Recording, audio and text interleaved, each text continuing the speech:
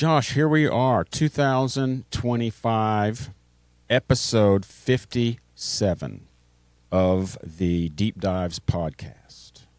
And we're going to be talking about some things today. Cool.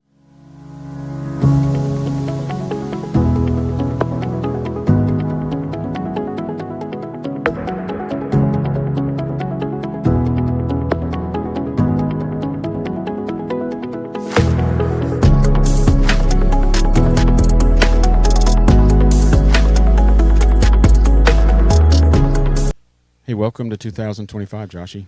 Man, well, I mean, technically we have an episode already this year, but we Yeah. recorded that last year. That's right. So this is the first episode we're recording within 2025. That's right. Yeah. That's in real time, and thanks to Chris for doing that. For you and I show up, and he does all the math and everything, and all the editing and fun stuff. You and I have just been basically sitting here chatting for about an hour. Yeah, that's true. That's true. Chris texts us sometime and say talent needs to show up. It's so I don't know who talent is. I guess it's supposed to be you and I. But hey, man, we're gonna do a couple of things different. We're just playing with a couple of things, right? We're possibly, gosh, if you really think about it, there's going to be a lot of changes, potential changes in the next month. Yeah. Right. Spring is the season of experimentation. And we are gonna do that. We're Josh and I have been doing podcasts together since COVID. Yeah. That was, what year was COVID? Well, it started 2020. 2020. But our first episode was when they were flattening the curve for 2 weeks. The curve. Yeah. That's right. So 5 years, right at 4 or 5 years, right? That's an amazing thing to think about. It is. Half a decade ago is when COVID, and it seems like yesterday. Like we're still dealing with the ripple effects of all that stuff. I started a ministry called Pure Friendship, and that has evolved over the years, which is a topic I want to talk about this year, is evolution of ourselves and our relationship with Christ. But I started a podcast. I started a ministry. We used to meet throughout the week and do a lot of things, 150 to 200 families a week that we used to reach. Now it's scaled back quite a lot. And I kind of handed this ministry over to a lady named Beverly Marshall, and she is fantastic. That's part of the success that I've seen in business and ministries is you start something. It's okay if you don't know much about it. You find somebody who can do it better than you. Mm-hmm. And that's what I've done with Pure Friendship. And she's taken us over, and she still requires us to wear masks in that Friday program. And I'm talking to her now and trying to talk to her about when are we gonna evolve away from that. Right. I say that to say this: there's still some people that walk outside today in Pensacola, Florida, wearing masks because of COVID. I see them all the time. I was just up in New England over the holidays visiting family, and up there it was kind of a shock because down here in Florida we kind of take it for granted. No one really does it. I mean, you see them every now and then, and it's a rare occurrence. You're like, oh wow, someone's still doing that. But up there, I saw it all the time. Is that right? Yeah. Okay. It was really kind of a shock. During the first wave of COVID, whatever, Dawn and I would go to Alpharetta, Georgia over the Christmas vacation, really New Year's.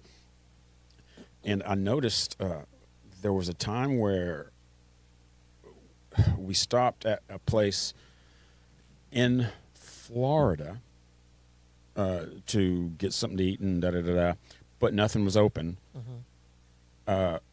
So we went to the next rest stop or whatever it was, or exit, whatever it was, 5 miles down the road or whatever. And the difference in people wearing masks and things that were open was dramatic. And the difference was that we moved into a different state.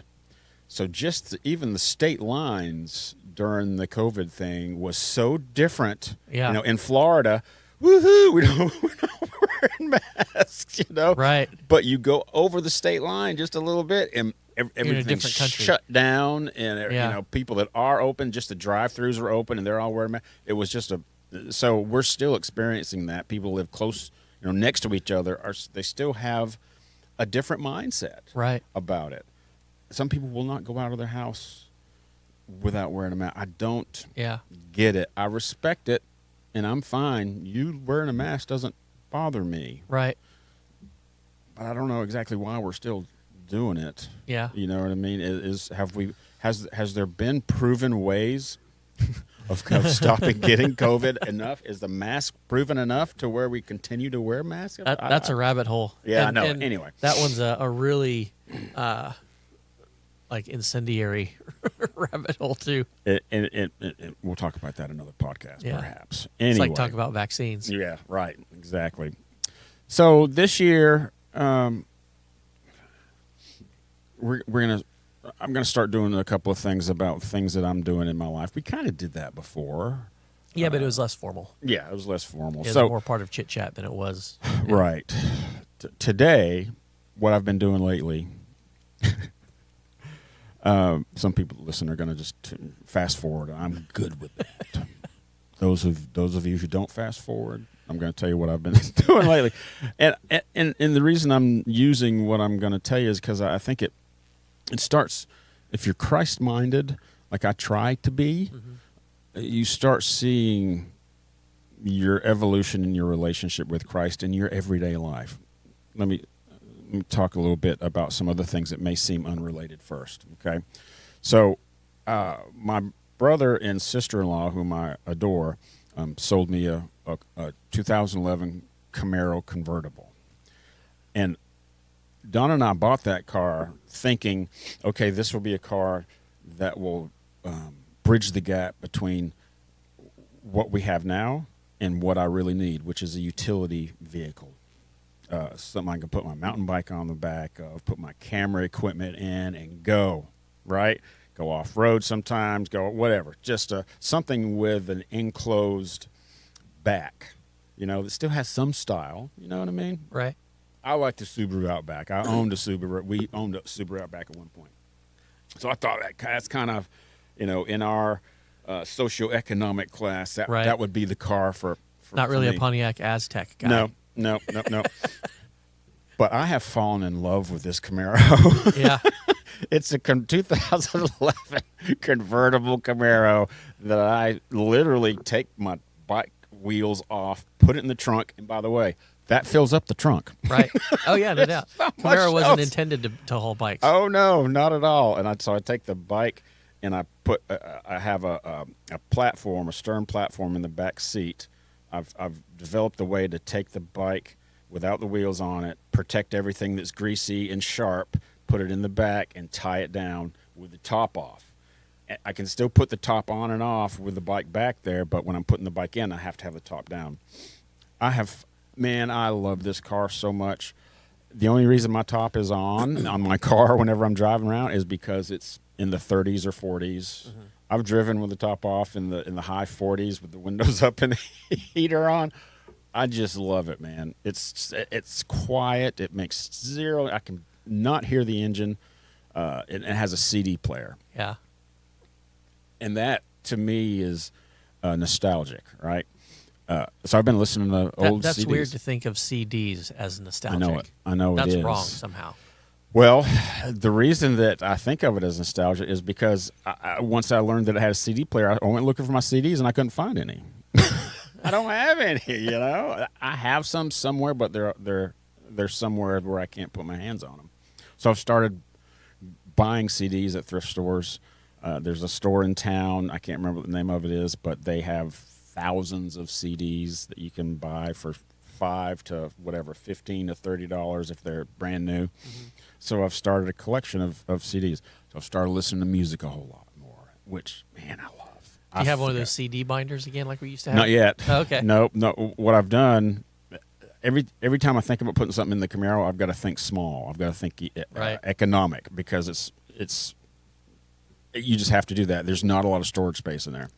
So what I do is I've built up a CD in the last, since, I don't know, 3 weeks, a month or two. I've built up about 100 CDs. I take a handful out every day before I leave the house, and then whenever I come home, I take that handful and I exchange it with another handful, so I don't end up having a bunch of CDs in there. And Handful means 1, 2, 3, 4, 5, 6, 7, 8, about 10. I've got 10 CDs right here that I brought in. That this is what I'm listening to for these Okay. this week. Maybe it's not every day I switch out, but about every week, and maybe I'll switch out one or two. I've always loved music. You and I love talking about music. Yeah. And we may implement that. This is part of implementing our love of music into our podcast. And unbeknownst to me, you asked me a great question the other day. You said, do I listen to music that follows my mood, or do I listen to music to get me into a mood? And I almost always listen to music of the mood that I'm already in, right? This is the mood that I've been in. It was very telling, right? It was a very telling thing. And if you look at, this is just an example. I've asked several people that question since then. It's a great question. I was curious to see how other people answer that. And I think you probably got some good answers. Oh, yeah. Was it an insightful question for those people as well? Oh, I don't know if it was as insightful to them as it was to me, but it's been interesting seeing how different people answer that question it's and really their cool. personality types and stuff. Right, Yeah. right. It's really cool. I love that question, and I have asked myself that question, but I don't know if I've ever come up with an answer. Yeah. Until you asked me, then I did say, yeah, definitely. I listen to music that reflects my mood. Yeah. So this is the mood I've been in. Okay. Elton John's greatest hits. Metallica. Now let me stop right there. Chris, I'm just going to stop right there, okay? So if you took these and put them on a scale, they'd be like right here, right? Yeah. A 1 to a 10, right? So that's the mood that I've been. And I didn't really realize that until I started looking at What this. mood have you been in lately? Yes. Yes. And I will sing every song on both of these. It's not like I just listen to it. Da da da da da da da da. I am into both of these. I'll sing every word, and all the words are wrong, but it's the way I hear it. It's like that song. What is it? There's a bad moon on the rise. Yeah. The famous Miss lyric is "There's a bathroom on the right." That's right. I have no idea. So okay, go ahead. Rumors. Yeah. Fleetwood Mac rumors. I'll wait to ask my question. Okay. Fleetwood Mac rumors. Fleetwood Mac they have. Guess what's your favorite band? Excuse me. What's your favorite band? I probably will most likely say Fleetwood Mac. Okay. I just loved whenever I was really deep into music with my buddy Kent, and I would just sit around his dorm room and we would listen to music on an album, and we would read the words on the album. You old people that are listening, no, you're sitting there looking at the album and you're reading the lyrics on the album, listening to Jimi Hendrix. We'd listen to Fleetwood Mac. I was in love with Stevie Nicks. So is Fleetwood Mac, would you say it's your favorite because of the style of their music or because of the nostalgia of you listening to that with your friend in college? Style of my music. It's a style of music. Okay. It's both now. Right. The reason I can answer that and say both is because I bought this brand new. Yeah. Not this particular one, but I have this on album that I bought brand new and had to take the wrapper off and all that stuff. So I've always loved Stevie Nicks. Now when I listen to this, I'm very nostalgic. Right. So what was it about that style of music that drew you to it originally? It's a good question. I've always loved female artists. Mm-hmm. Melissa Etheridge is another one. I just bought this the other day. And look at this. This is, to me, this is the closest thing to an album type of CD as you can get, because it's got all these lyrics in it and it's got all kinds of stuff in it. And it's just one CD. It's not even a double CD. It's got pictures in it. I loved. We would sit and we would look. Kent and I would sit and look, and we would look at everything. We would just digest everything in these things. Yeah. That's another female artist, right? Right. I always loved female artists. And Stevie Nicks, she clicked off a lot of boxes for me as far as being attractive. Mm-hmm. Just as dexterous as a young college student. Yeah. Yeah. And her singing, and I just love the dynamics of Fleetwood Mac. There was really good guitar with Lindsey Buckingham. Mm-hmm. The vocals with Stevie and Christine McVie, and the bass with John McVie. You could walk up and down that thing, man. There's everything. every artist on that stage I could look at and just stare and love everything that they did. Right. You know, and there's very few bands that I could do that with. So this is interesting because a moment ago you said when you sing along to it, all the lyrics are wrong, and it sounds like what you, correct me if I'm wrong, what you get most out of the music is the style of how it's arranged, not necessarily the words that are in the song. That's exactly right. Okay. Yep. Even though I would look at the lyrics before Christ, my life before Christ, Right. I wouldn't always You're have. that old. I wouldn't have. Before I discovered who Christ was, I wouldn't always have a really good long-term memory. Like I said, we would be in Kent's college dorm room, Right. looking at the lyrics and things. And This wasn't exactly like Bob Jones University. no, Okay. it wasn't. Not at all. That was developing. I was developing That was a my later testimony. development. Yeah. You know, developed my testimony during that time. So, right. Yeah, I didn't know what the lyrics. Here's another one. Brooks and Dunn. All right. That's another one that's quite far away on the spectrum. I don't know. It seems like it's not just a linear spectrum either. Right. It My branches, musical yeah. taste just goes everywhere, right? This is the very best of what I've discovered about Brooks and Dunn. I think they have maybe 5 or 6 of the very best of, Right. the best of, greatest hits, and there's daggone 20. There's 20 songs on this album. Yeah. But anyway, I would listen to this. I don't know a whole bunch of their songs, but man, some of it is really ballad-wise. Right. And you may not think so, but not too far off. Not too far No, off. I can see that. Yeah. Because of the ballad type of music. Yeah. And really with Melissa Etheridge also, a female singer, but there's some that just she's got such a great distinctive type of voice, good guitar player. And the words are, they're all love songs. Now, I don't like to really think about Melissa Etheridge in her love life. Right. So that's one thing, but I get over it because I like her musical ability. Here's one, Korn. Goodness. That's a whole other spectrum, isn't it? Yeah. That's a different spectrum. I'm seeing I'm seeing something common to all these though. Okay, I want you to tell me later. Don't tell me yet because we still got 7 to go. This is Korn. Now, it's the Greatest Hits Volume 1. And one thing I've realized whenever I'm going to a store now or in a thrift store or even a Walmart, by the way, Walmart sells CDs. Yes. They sell CDs from $5 all the way up to whatever. Right. And new artists are putting out CDs. They're still putting out CDs. It's a small There's a part. resurgence of vinyl too. A There's- lot of new artists. yep. A lot of artists That's are right. putting out new albums on vinyl. That's exactly right. Sure are. They're doing it. So I bought this. Lauren like Daigle actually has a line in one of her songs about putting it on vinyl. Oh, is that right? Yeah. Okay. Korn. I haven't always listened to Korn. I've just not just started, but I've heard some songs about like Word Up. Word Up is fun to listen to. So whenever In my mind, that just made me think of Paula Abdul's Straight Up. It's not. I know it. It does. But this is a good mixture of, I'll just say, rap and heavy metal, and maybe thrash. I'm not even sure, but it's something that if you're in a somewhat of aggressive mood, good to listen to. Now here's the reason I picked this out is that this guy has a book out about his evolution towards his relationship with Christ. So he is my understanding is he's a Christ follower now, the lead singer, and I don't know him well enough to know what his name is. But anyway, So that's a development since Yes. the days of making his greatest hits.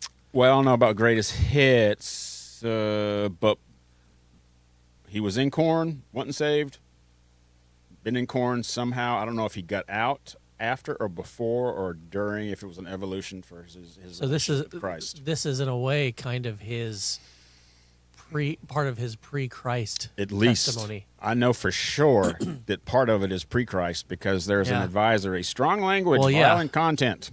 So I imagine that's probably on some of these CDs. yes, probably so. And it started making me think. Okay, you put yourself in this situation. Do I, in a artist situation like this, you got to think, if you're really sold out for Christ, I don't want people starting to listen to the stuff that I used to do. But Right. then you think, well, it's part of my life. It's out there. My life with Christ is out there also. Yeah. So what's the difference? You know what I Right. mean? I mean, with us, we're not famous, so we can keep that stuff hidden as much as we want to. So Well, that's kind of the world we live in today, anyway, with social media. Yeah. Like, if let's assume someone gets saved today, but the past 10 years of their life are all on social media. that's right. That's still accessible to everybody. That's exactly right. So really, you don't need to be ashamed of it, right? That's the way I see it. Well, it's part of your journey to Christ. that's right. You might be ashamed of the things that you did, but in a way, all those elements worked together to aim you into the path you are now. And if somebody that's singing these lyrics right now can claim Christ, anybody can. Yeah. Right? That's kind of way I would handle it if that was me. Here's one, Boston. Okay, this is not much different to me than Fleetwood Mac, just Right. because it was during that time at the same time I was Yeah. listening to Boston. More Than a Feeling, Peace of Mind, rock and roll band. I'm sorry if you don't know this music. This is great music, man. It sounds live as Now, good when as you're it does singing in the along studio. with More Than a Feeling, do you do both parts? I do the high part. Okay. And, yeah, I do all parts, Okay. man. None of them are the right songs, and the high parts are so off key. It's unbelievable. If you've ever heard any of I can't remember Tom. I can't remember his name right now. Tom Schultz. Okay. He sings so high, it's unbelievable. But I hit every note perfectly whenever I'm in my car by myself. By the way, Chris, if you get a Camaro convertible, you got to be. If you got to be conscious at red lights so maybe people can hear you. if you care, you should be a little bit more cognizant. If you don't care, then That's the only time you go sing off for key. it. That's right. If Destry sings in a car and nobody's there, is he off key? I haven't allowed my convertible to affect the way that I enjoy this music. So if you've seen me on stop sign, I'm sorry. That's just who Destry is at this point in time in my life. Led Zeppelin remastered. Here's the lesson. Okay, so if you're buying old CDs like this, it's always good to get a remastered version, because if you get an older version, the volume level, everything's going to be down a couple notches. So you're going to have to turn everything up a little bit in order to get the same feel as you would if something's remastered. You can put it on number 4, and you can hear everything. If it's not remastered, you may have to put it on 6 or 7, and it just it doesn't. The music doesn't stay separated, which means it doesn't sound as good without turning it up. And the more you turn it up, the more distortion is there. It's just better to have a remastered version of So, something. is your Camaro your preferred place to enjoy music, or do you like, for instance, compared to having a good set of headphones in a quiet room or something? It's a great question. If I want to analyze music, having a set of not just headphones but studio headphones, flat, nothing, no equalization, just flat, is the best way to hear it for me, because I can hear a tambourine that Stevie is playing, as well as I can hear John McVie or Mick Fleetwood on the drums. You can hear them the exact same, and you don't have to mess with the EQs. But so there's something about being in a car and just cruising around with the sun and the top down and just listening. If you know the music already, your Right. mind kind of fills in the parts that you can't hear.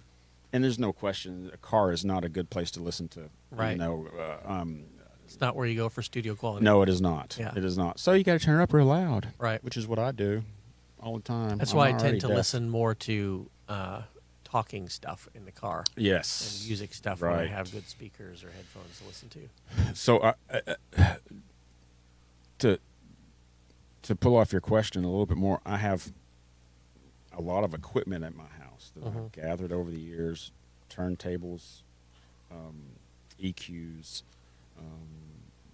amplifiers, things like that. I'm now in the mode of getting all this stuff in one place and then setting up. I think I have enough stuff to have 2 places in the house where I can just sit and listen to music. Right. And that's what that's a project for me for the next month. The beginning of 2025 is to have at least one in the house. I can just sit and put an album on my turntable, just like Kent and I used to do. Pull that thing down, have it come down, and you hear the second the needle hits the vinyl, and you hear the clicking. I'm like, man, we're about to get it now. And it just starts, and you just get so involved in it. Yeah. It's like watching a movie if you really like the music you're listening to. It's kind of interesting, too, because the vinyl is nowhere near the sound quality. But there's, like, people who are into vinyl, it's almost like the distortion that comes from the interaction of those specific materials in that analog way adds something to it that the music doesn't have. I've heard it described as a warmer feeling. And I'm not 100. I know what I mean whenever I say a warmer feeling, but I don't know if that's what audiophiles say.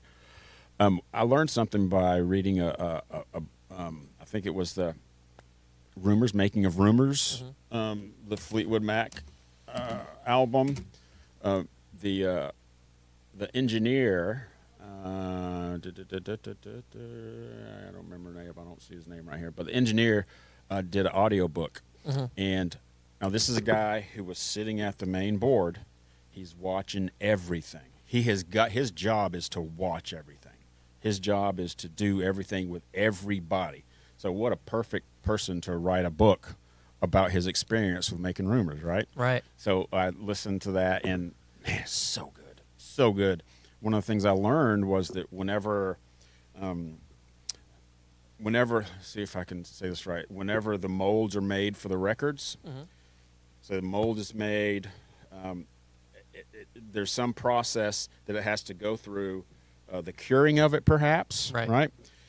The time that the mold is made and the time that it is cured has a lot, it can lose up to 5% quality because of what he said was the grooves can either widen or come closer together in that time between the mold is made and the time that it's cured. Yep. It's the thermal expansion and contraction of it. Yeah. He didn't even know this. He was they had gotten through Making Rumors, and it was to that point. And it was to the point where they were sitting there, okay, they were making the molds, and it was a slow process. And he said to the people that were making the molds, is there any way, I don't remember what his question was, but he ended up learning that the time between the mold and the curing, it can lose up to 5%. And to the people that were making the molds, it's only 5%. Yeah, but you're talking to a dude that said we'll take 1% to make it better. Right. They'll spend $1 million to make it 1% better sound. Right. You know what I mean? He's saying, wait a minute, you're telling me 5%? He said, well, how can we get him from this stage to the next stage easier? Well, you've got to fly to wherever, and you've got to bring it because it's across the country. He said, well, let's do it. So that's what they started doing. After they did a couple of molds, they started delivering them. Right. It went quicker to get on the plane that they had to go and get it done. 5% to him was huge. Well, yeah. I mean, if you're the person at the board who's tweaking a knob just a little bit in your ears, that like you said, even 1% makes a huge difference because you're trying to preserve something about the meaning of that music. Right. But then when you hand that over to people who are just interested in material science, who don't necessarily have that level of knowledge of the music, it's weird because like you have one person whose entire knowledge is in music, not in materials, and you have another group where their entire knowledge is in materials and not in music, and they have to be compatible with each other. And so 5% loss is a statistic that's within the realm of acceptability on this side. Right. And this guy doesn't even know statistics, but he just knows whatever just happened to that to that piece of vinyl is not acceptable, and how do we Right. overcome that? And I can imagine the materials guys thinking, why are you arguing over 5%? Yeah. Right. You know, because they're thinking about, you know, the loss of fidelity in the grooves that the needle is following. Yeah. Levels of loss. Right. And they learned that Ken, I think his name was Kenneth. He learned that by accident. Yeah. He was trying to speed up the process. Right. And he learned also the quality can be sped up too by spending the money to get on the Learjet to go out there. Yeah. You know, And that's the problem you don't have with CDs. Yeah. Because it's not, you know, because the mechanism of a record is the grooves carry a physical okay. a physical representation of the sound wave. Okay. And when the needle follows that groove, the motion of that needle is reproducing the motion of the sound waves. So and that's being changed into electrical signal. Yeah. So it's thick also. So is it the thickness or is it the width or both? It's both it's because both. because the needle is traveling in a track. Okay. And you know, the sharper the needle, the closer those tracks can be. All that kind of stuff. I So gotcha. the more you can put on it. Whereas in a digital environment like a CD, it's not reading motion of grooves. Okay. It's reading patterns of zeros and ones. Okay. And there's no physical connection, right? Or is there? Yeah, there is no. It's an optical connection, Uh-huh. And so you can get the same sound quality out of a CD that you can out of a hard drive, that you can out of a thumb drive or a floppy disk, whatever, because it's just zeros and ones. But that's also why vinyl, the sound degrades over time, because as that needle follows that sound wave track in the vinyl, it's slowly eroding it away, and as coupled with that is a distortion signal. Okay, gotcha. Because really, all that's happening, the needle is doing this as the record passes below it, and this for people who aren't watching on a video, It's jumping up and down. Yeah, the oscillation of that needle is what mimics the sound wave. Okay, And so, and what's driving that oscillation is the grooves in the record. gotcha. Okay. And so, if the grooves in the record are damaged or altered in any way, Scratched. the motion of the needle is changed in direct proportion to that. Gotcha. Okay. Yeah. In the rumors, whenever they were recording rumors, the masters were on tape. Yeah. And that's how long ago it was. What was it? I don't remember. 77. Right. 77. And it was on tape. And Ken, the lead engineer, Ken Caillat, Caillat, he didn't even realize, or he didn't think about how many hundreds of tracks that they were going to have to record to make this album, and how the deterioration over every time they used a master or used a track, the deterioration of the tapes. He didn't realize this until 3/4 of the way into the process of making rumors. He started thinking, these tapes are getting worn out. And they started cleaning them after each day. Right. And they started seeing it on the heads, the tape debris. Yeah. And he kind of panicked. He went, "Oh my God! All this work, this thousands of hours of this." Because listen, whenever you listen to one of these books on tape, you realize, man, it takes hundreds and thousands of hours sometimes to make a song. Unbelievable how much time and how tedious it is. It's amazing. Anybody ever comes out of a session like that not hating each other because you've got to do it time and time and time again. He spent at the time, this album was the first album that took over a year to make of any album ever recorded. Now it's not unusual, or at least not long after this was made in 77, that was a little bit more normal. But whenever this was made in 77, it was the first, according to his book, it was the first album that took that long. Yeah. Because you think about it, there's 5 people in Fleetwood Mac. There's a lot of moving parts, a lot of moods. These people were drug addicts, man. They didn't call themselves drug addicts until they got sober. Right. My gosh. Alcoholics, drug addicts, trying to make an album, you know, and I can't help but think that if it wasn't for all of that, maybe it helped at some point. But my gosh, man, Stevie Nicks ended up having a hole in her nose. Her doctor said, "Your face is going to fall off if you don't stop doing cocaine. Yeah. Your face is going to fall."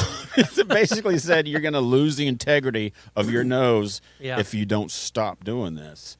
It was unbelievable how much these people were doing, and they didn't even realize it. They employed a person to be their cocaine distributor. They gave him money. You're our cocaine guy. Wherever we are, it's your job to go get the cocaine, bring it to us. Tambourine I Man. want you to think about that, man. You know what I mean? This guy Yeah. was employed and made enough money to where he knew anywhere they went, almost in the world, but in the United States, that he could get enough cocaine and bring it to them. 5 people, all of them doing cocaine. That's a lot of cocaine. Yeah. They didn't just do it a little bit. Anyway. Did it enough that her face might fall off. Her face might fall off. But she went to Betty Ford and got clean. Thank Yeah. God she did. Anyway, so So you have 2 more CDs there. Hootie and the Blowfish. Okay. Are you a fan of Darius Rucker? Yes. Okay. I like Darius Rucker. I love his voice. He went country after they did this Crack Rear View. I don't know if it was directly after this or one more, but Which is funny because the back of that CD has a crack in it. all of these have cracks As we in all them. do. They all have cracks in them. Sorry. Last one, Tool. Inappropriate. Here's Tool. If you ever heard Tool, Yep. not much different than Korn as far as genres go. But these guys are freaks, man. They just got it. If you ever watch a video of Korn, I don't know them well enough to know what the names of the band members are, but one of these songs, "Sober," I think it was. If you watch a live version, the live version I watched a month ago or so, the lead singer, he started this song live. It's 5 minutes 6 seconds. 5 minutes 6 seconds on the CD. I don't know how long it was live, but he got into a crouch, and he stared out to the audience at somebody or something, and he did not move. His eye, I don't even think he blinked. He was just like off to the side in the back of it wasn't even out front. He was off to the side in his own little world while that band was just, and he was just looking out with this glare on his face, bent over, and he was singing, spot on the way he was singing. He was, I don't know, he looked possessed. He looked like he was possessed by something. Right. And that's just the way he did his thing, And if you do a little bit more research on Tool, they've gone through quite the evolution of.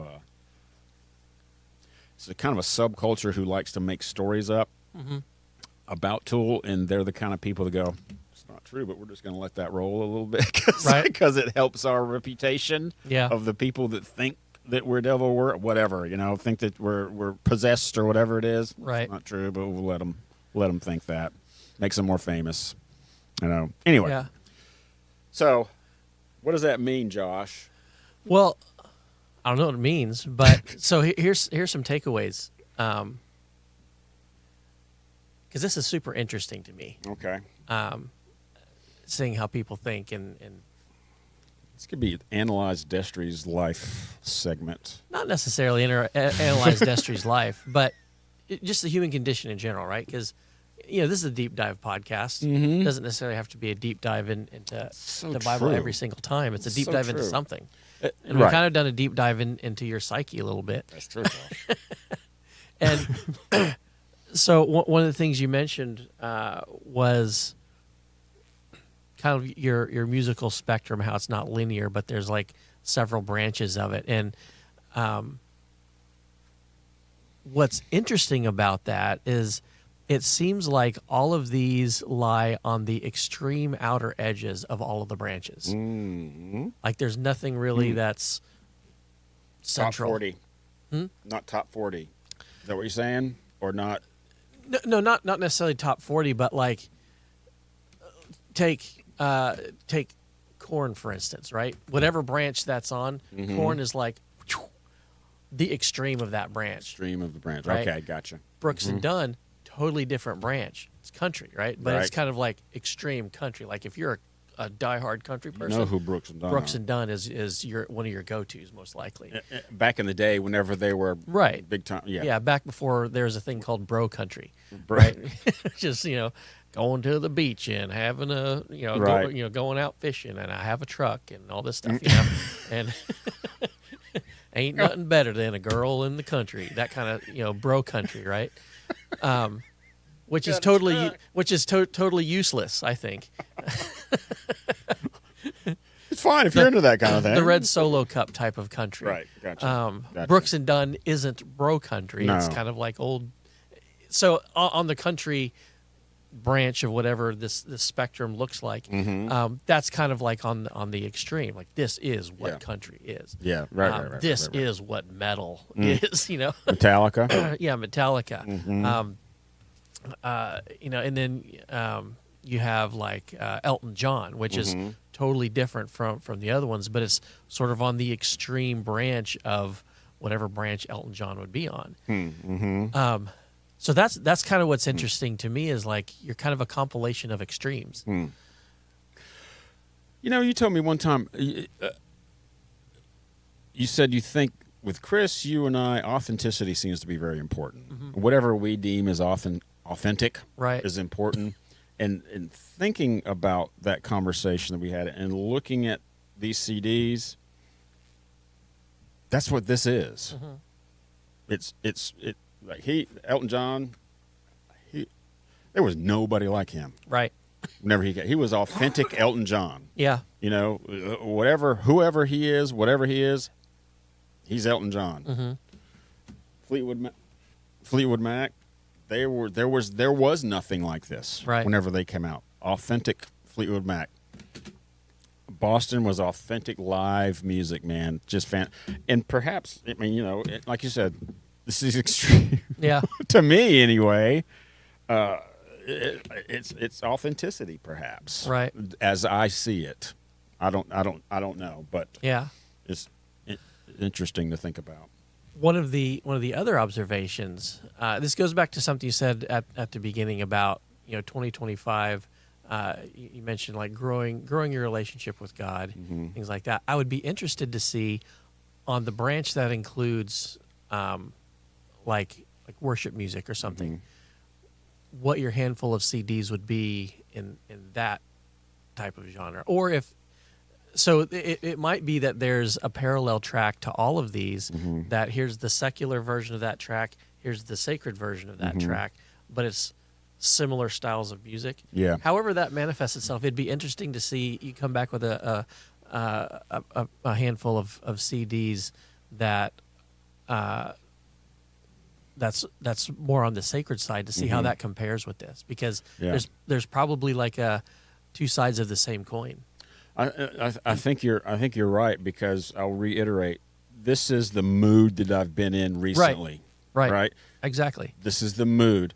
If I stuck my hand in my collection, I'd bring out perhaps a total. It could be very similar, or it could be very different. Right. You know what I mean? Very, very different.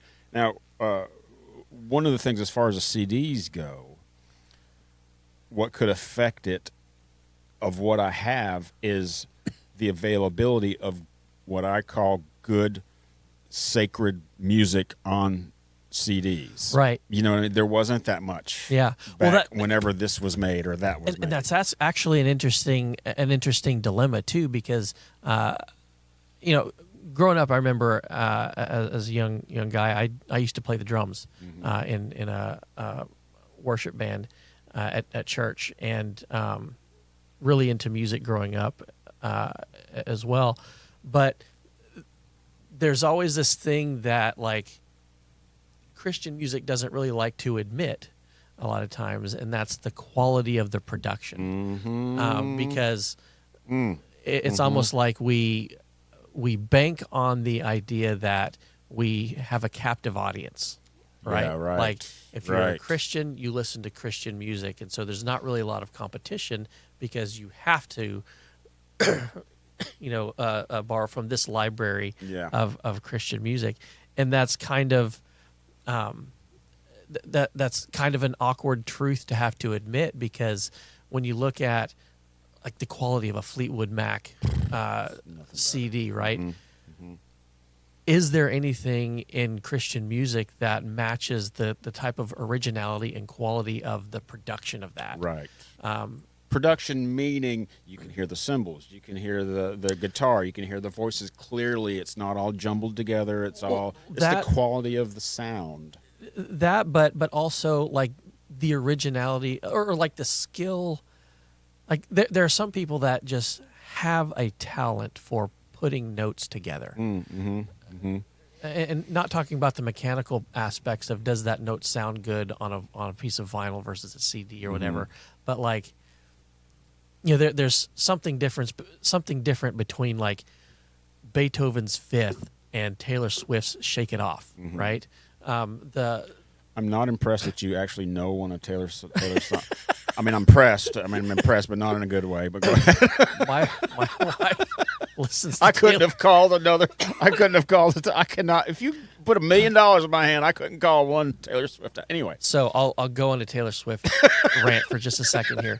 My wife listens to a ton of Taylor Swift music. Okay.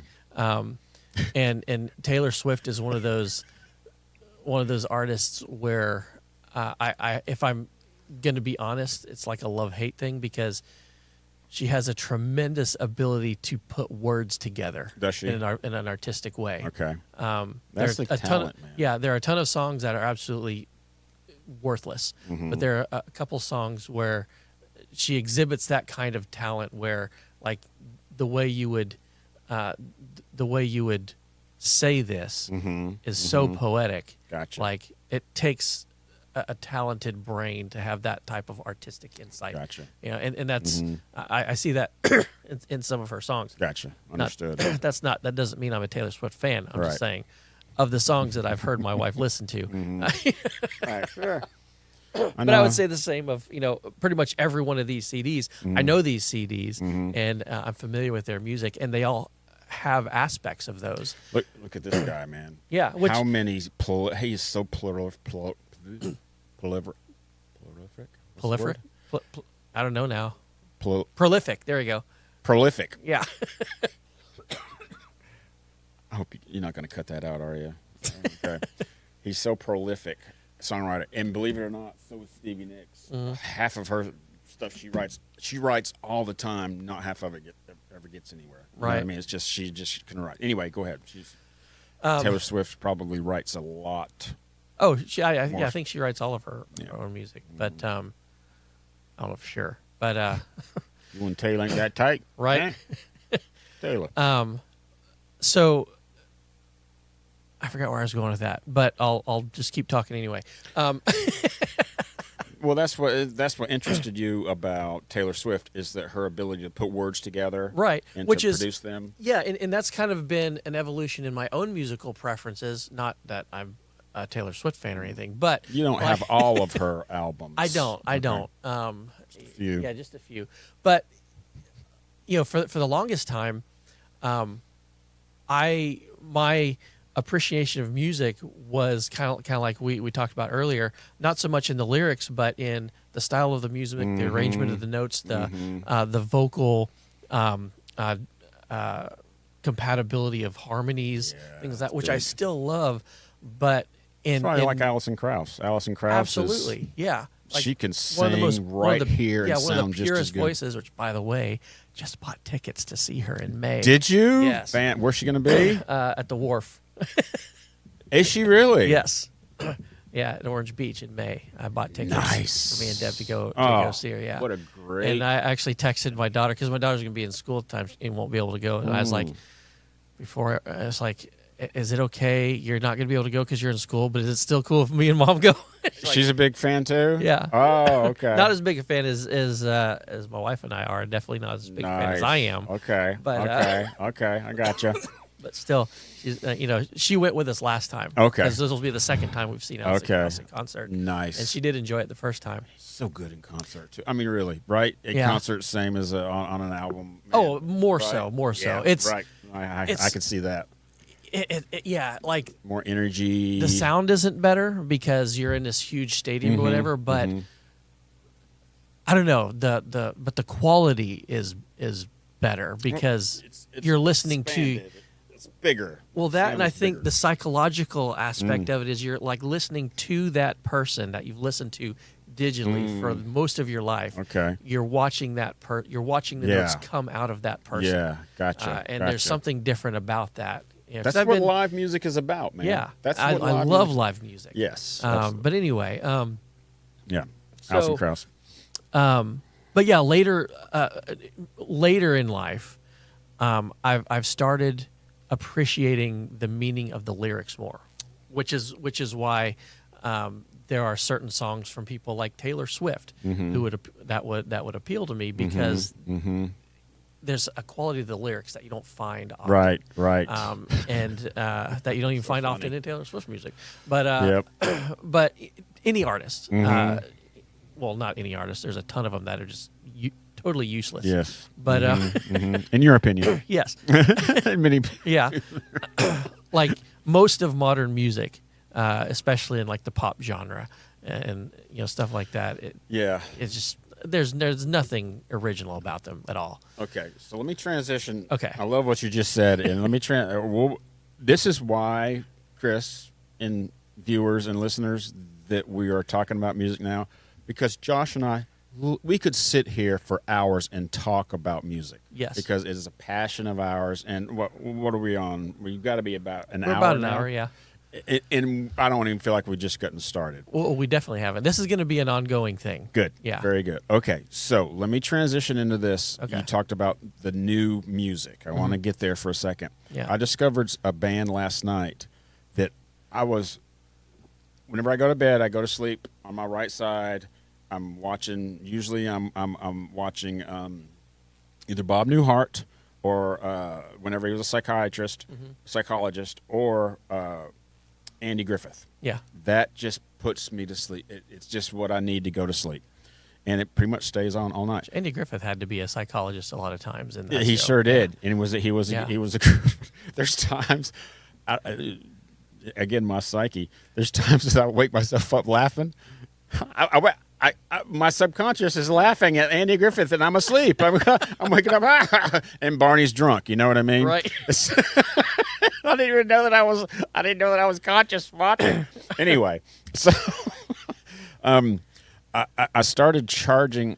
I used to, until 2 nights ago, I used to charge my phone in a different room. Right. I'd wear my watch because I want to get up at a certain time, and I like waking up to a tap instead of a obnoxious sound. It puts me in a bad mood. Yeah. A tap in my phone, my watch, I can deal with. But for some reason, I started 2 nights ago charging my phone in my bedroom, right next to where I'm laying, and I know I stopped doing it because I get into this scrolling mode. I don't know, what's it called? Doom scrolling. What is it? Doom scrolling. Doom scrolling. Where you just scroll and Dude, scroll and I scroll just and scroll. started scrolling, and somebody somewhere with the algorithm was going, I got this guy. I'm going to start feeding him this stuff and feeding him, and they did, and I got it, and I was like, I shouldn't be doing this. The guy that developed infinite scrolling for Google later expressed a ton of remorse about that because Did of he? how much he like did a calculation and realized that like every minute he's wasting so many lifetimes of Oh my accumulated gosh. Well, that's bad math to do. yeah and he felt super guilty about it. Well, I know that guy's watching. Right. Because chances are he's watching. Let me tell you right now, you did something positive last night.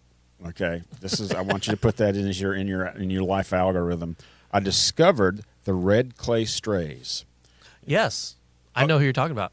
Let me tell you something, man. They have me. Mm-hmm. I'm gonna go. I will go buy a brand new, however, probably $15, whatever CD of the red clay stray. I haven't bought a full price CD in years, Right. Even since then. These are all $2, $3, or $5 I've got at Walmart or thrift stores. This guy, man, he has Elvis, I can't even think of whoever else. He's got charisma, the charisma of Elvis. Who's that guy that had the Pompadour games? What is it called? The Suspicious Games or something? Anyway, what is it? Oh, Richie Valens? No, well, same guy, Okay. same thing. Valens? But he sings about God. He sings about Christ. He Yeah. sings about his life, and but that's not all. It reminds me of this podcast in that we are Christians who have a podcast. Right. We're not a Christian podcast. Right. If you know who Rick and Bubba are, Bubba's not there anymore. Was a morning show. They were Christians who have a morning show. They're not a Christian morning show. Mm-hmm. That makes sense. That's how we like to describe it. I've listened to probably 10 reels. Makes me feel young. Right. Got about 10 reels, which are like 30 seconds or 35 seconds, whatever. And they were all fantastic. I think they're reels if you're on Instagram. They're shorts if you're on YouTube. Well, I was on Facebook, so whatever Facebook Reels. sent me to Yeah.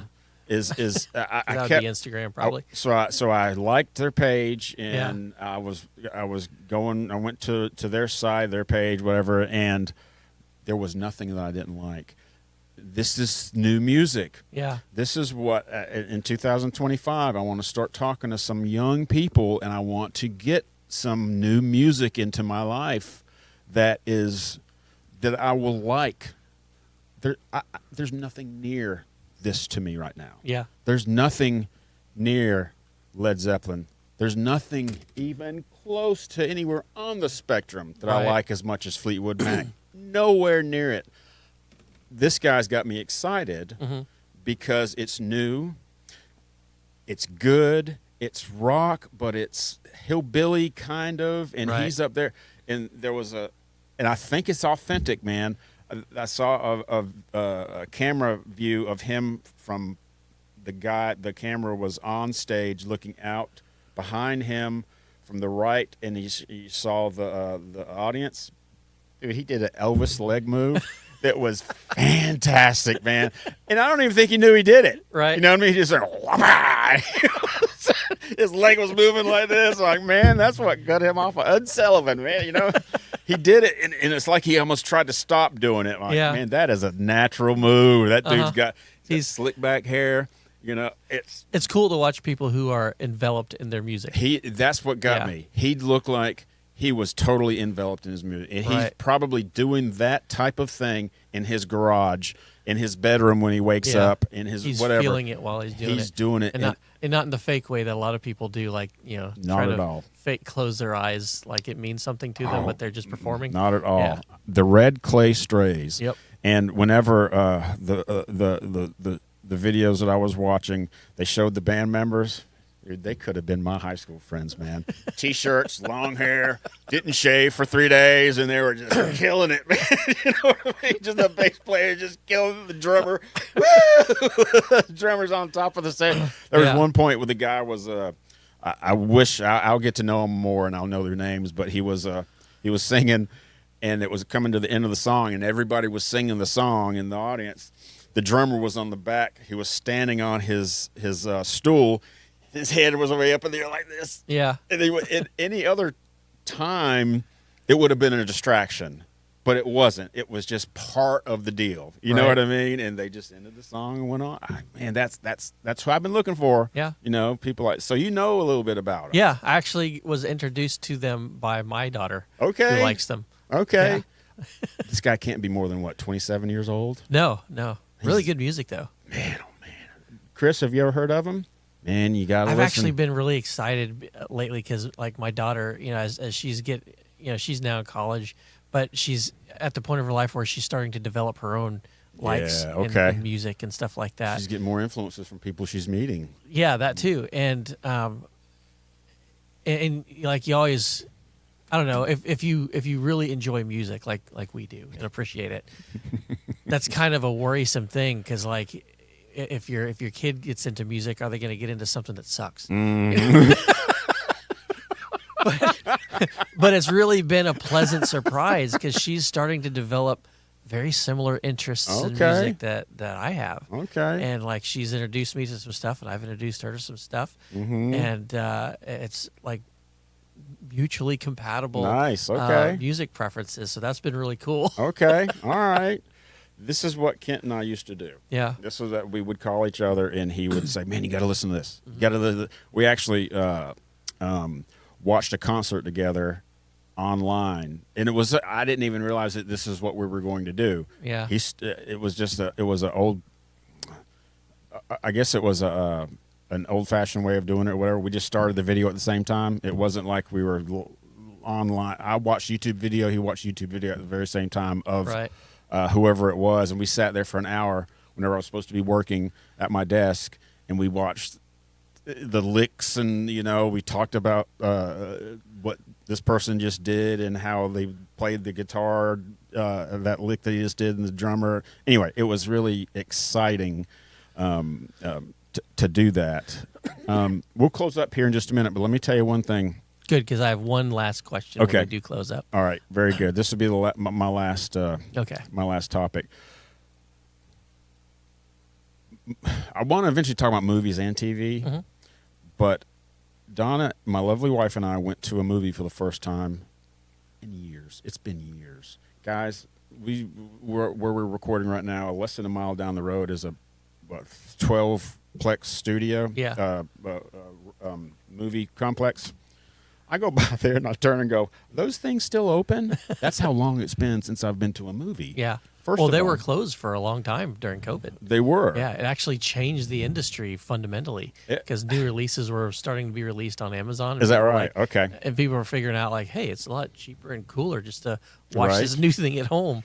And so, yeah, theaters are having to battle for that market share again. They survived. They're still around. They survived. They changed ownership, though. Did it really? Yeah. Okay. So we went to see a movie. Before we went, it's totally different. Now you can get your tickets online. Yep. You can buy. By the way, don't pay convenience fee. We got ripped off $4.50 for convenience fee. Well, anything at a movie theater nowadays, you pretty much have to take out a second mortgage to do. Let me say, oh my gosh. Popcorn is like $257. Well, let me. I love the way we stay on topic. You don't want butter. Yeah, I love the way you stay on topic. We never go off topic. After the movie, we went to. Supposedly, we were closing with this. We were supposed to.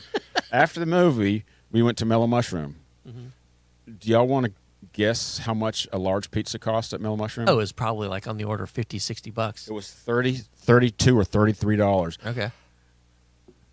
I was dumbfounded, man. Right. You could ask Don.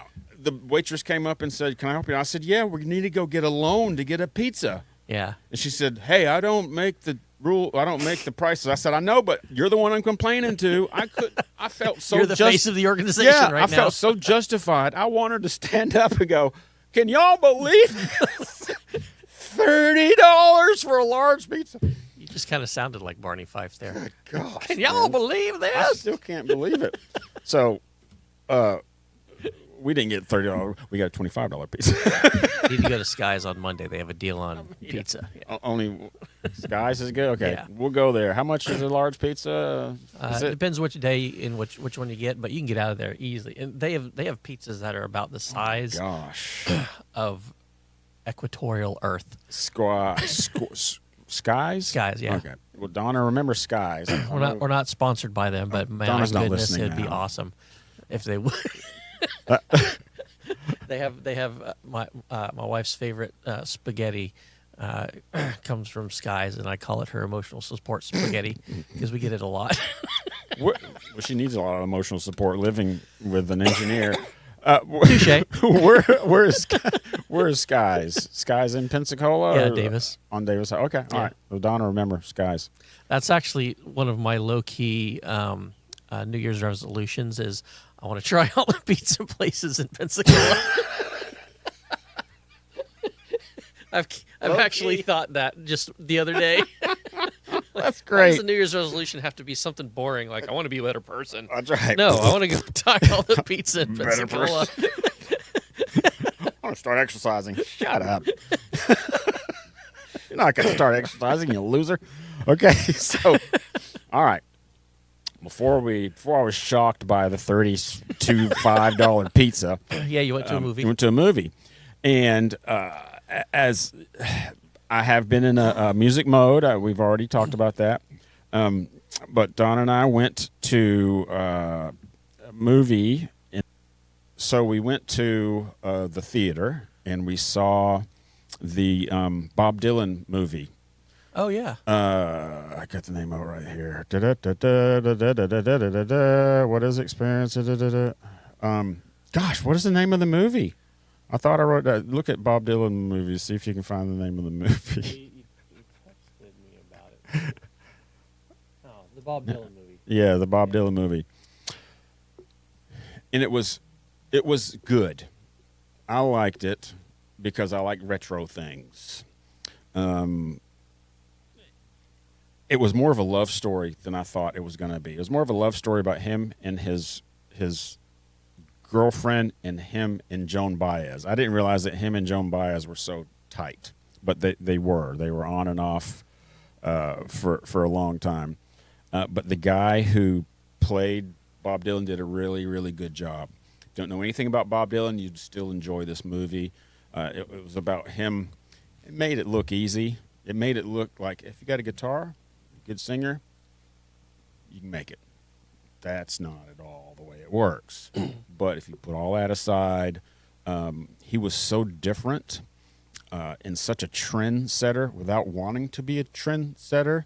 There was one performance that he did that the people that were promoting him didn't want him to do. They wanted him to do. It's the old story about everybody who came wanted to hear his old music, but he's writing new music. Talking about prolific writer. That's what Bob Dylan was, and probably still is, I guess.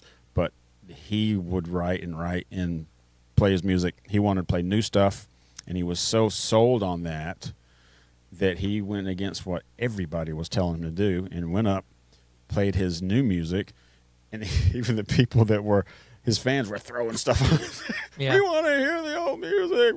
But he said, screw you. This is my music. If you don't like it, get out of here. Well, most great music starts out that way. Right. Yeah. It's got to be new. I mean, it's got to be new at some point, right? Yeah. That's according to this movie, that's what his point was. Right. It's got to be new sometime. Anyway, did you find out what the name of it was? No, sorry, No, I abandoned that pursuit. A Complete Unknown. There you go. A Complete Unknown, which is a lyric that he wrote. Ironic, since we couldn't remember the name I know, of it. right. Anyway. Completely unknown to me what this movie is called. It's about music, and it's about his life. It was a very short period of time in his life. It led itself to be volume 1 of 2 or 3 or 4, even, because it was whenever he was very, very young. So anyway, that's my movie review, Josh. Okay. And that's all I got. I had one quick question Okay. on the way out, and it has to do with Andy Griffith. Andrew. So Andy I could Griffith. do a whole podcast on Andy Griffith. Same. Are you team Ellie Walker or team Helen Crump? Oh, Ellie, 100%. I agree. 100%. There is no question. All right. You know you can't just ask me a question. Donna hates Helen Crump. She does not like Helen Crump, her stuck-up self. Ellie, I thought was cute as a button, man. Yeah. She was good. Which in the Mayberry universe, Andy ended up marrying Helen Crump, In the right. Yeah. He did. Yeah, and which was sad. yeah. I mean, not for him, but for those of us who are Team Ellie. Right. And she wasn't in that many episodes. No, I think it was just first season. She was in second season a little bit. She was the also. pharmacist, wasn't Yep, she? she was a pharmacist. She was in the second season a little bit. Right. But Not as cute as Barney Fife and Thelma Lou, but still. I mean, as a couple, right? That one was so funny. Such a funny show. There's so many things. I was a Seinfeld of back in the day. Yeah. It's like that Seinfeld episode. It's like that Barney Fife. Remember when Barney said so and so? I read that I have a book of Andy Griffith at the house. This means book. Back at the house. They didn't know As how opposed to record. Yeah, as opposed to record. They didn't know how to write for anybody except for Helen. Yeah. The writer said it wasn't that we didn't like anybody. We just didn't know how to write for anybody except for Helen. I thought, you can't write for Ellie? She was great from the very beginning, I thought. Yeah. You know, change writers, you bunch of losers. Anyway, what do I know? I can't write my name. Do you remember that one family who would come on the Andy Griffith Show every now and then? I forget. Yeah, the Darlings. Oh, yeah. You know that family still makes music today? Do they? Yeah. And I should know their name, and I do, but I can't It's recall it. the Dillards, I think. Dillards. Yeah. That sounds right. That sounds right. That was good live music. Yeah. They were really, really good, man. Yep. That's some of the highlights for sure. All right. guys. Well, that was a good, just fun episode for the beginning of the year. That was. We'll get more of the deeper stuff later, but I feel like we got deep into some stuff today. We deep dove. Yeah. We dove deep Yeah. into music, and it will be Into fun. Destry. You know how popular that is in my immediate family.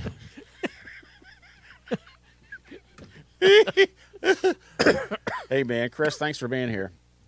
Appreciate you very much. I think we've all had some challenges in the last couple of weeks. You've been out of town, and It's been a crazy month for me. you know, and, yeah. maybe we'll deep dive into your thing, whatever you. Sure. Your life, whatever you call it, next Well, time. one thing that I think would be cool to get into, because I've got a bunch of ideas from our conversation Yep. today. You know, you were talking about, and I'm gonna have to go here just a second. Okay. But No, you're getting texts like crazy. You got a lot of stuff going on. Storage media, you know, degradation of the masters Yes. over time because of the way they were stored. Uh-huh. There's a lot of cool implications of that just in Scripture itself that I think would be cool. To look Okay. That sounds good. And we will close with this, okay? I want our listeners and viewers Third closing. I want our listeners and viewers to know that this is the start of the evolution. I see this as a start of talking about the evolution of our relationship with Christ, how it can change, how making music is like this. Yeah. How taking- Listening to music is how like that listening too, to yeah. music is like this, how our life is like this, and just because we are in a bad place sometimes, just because sometimes I'm listening to corn that has an advisory on the front of it, doesn't mean that I'm not a Christ follower, right? It just means sometimes I want to listen to corn and just bang my head out. That's what I want to do. And you know what? The next day I'm reading Scripture. And I'm okay with that. A younger Destry might have said, no, I wouldn't ever. But you know what? It's just life, man. That's just the way life is. And if you're listening to this and seeing this and struggling with that, it's part of the human condition. It's part Sometimes of, you need to abrade yourself against sandpaper to remove a callus. I like that. I will warn you again. I will warn everybody that you've got to be real careful whenever you're in that head banging, maybe angry mood. Whenever you're around other people, you've got to be very careful not to do something that you could regret and not be able to take back. Maybe that will come out in another podcast some other time. Chris, thanks for being here. Appreciate you. Josh, we appreciate you, man. Thank you for looking everything. forward to the next year. Sounds good. Talk to y'all later.